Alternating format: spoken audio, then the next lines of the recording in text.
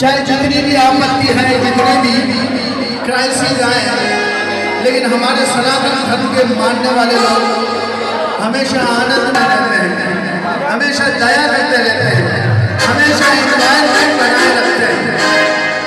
इसीलिए वो 12 महीने हमारे त्यौहार हैं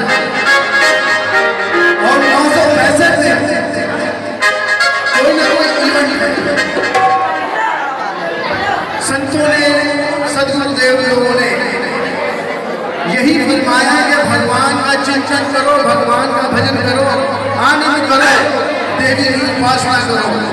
इसी में जीवन का कारण तरण है और इसी तरीके से जीवन आनंद नहीं बनेगा।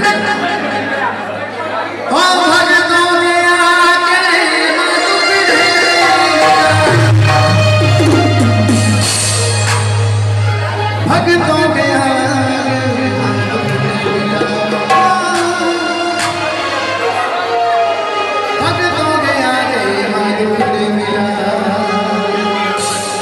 हमारे सुरेश भाई बहुत सीनियर कलाकार, आप भी आगे आ जाओगे। हमसे कभी भी, हमसे कभी भी, हमसे कभी भी